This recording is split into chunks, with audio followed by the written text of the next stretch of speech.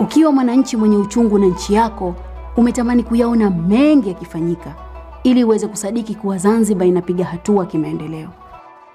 Vuta taswira. Ikiwa kwa kura yako ACT Wazalendo imeshinda kwa kishindo uchaguzi wa mwaka 2025 na imepata ridhaa ya kutekeleza ilani yake kuwatumikia na kuwaletea maendeleo wa Zanzibari. Hii ndio itakuwa Zanzibar ya mwaka 2035. Zanzibar yenye mamlaka kamili, yenye hadhi, usawa na haki kwenye muungano na mahusiano ya maendeleo ya kimataifa.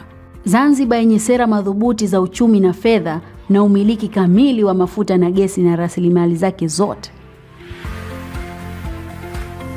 Zanzibar iliyo kitovu cha biashara kwa ukanda wa Afrika Mashariki, yenye uwezo mkubwa wa kutoa huduma za forodha na ufungashaji wa bidhaa kwa wafanya biashara. Zanzibar isiyo na mfumuko wa bei, yenye wananchi wenye kipato cha kutosha kumudu unafuu wa gharama za maisha. Zanzibar yenye katiba mpya, mifumo bora ya mahakama na utoaji haki iliyo madhubuti katika vita dhidi ya rushwa. Zanzibar iliyoboreshwa huduma katika utumishi wa umma na mamlaka za serikali za mitaa. Zanzibar yenye miundombinu imara, haki katika mgawanyo wa ardhi na gharama nafuu za nyumba kumudu makazi ya staha kwa watu wote.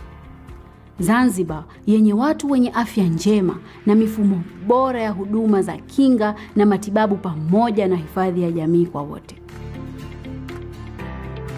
Zanzibar yenye kujitosheleza kwa nishati ya umeme nafuu na uhakika, isiyo na athari kwa mazingira na kutoa huduma bora ya maji safi na salama kwa watu wote mijini na vijijini.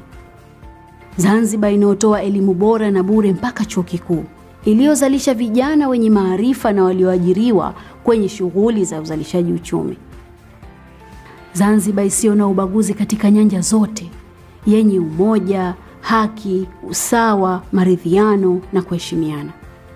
Ndiyo, inawezekana kuwa na Zanzibar moja, Zanzibar mpya yenye mamlaka kamili ifikapo mwaka 2035 kwa utekelezaji wa ilani yetu. Zanzibar mpya, Zanzibar moja, mamlaka kamili, ACT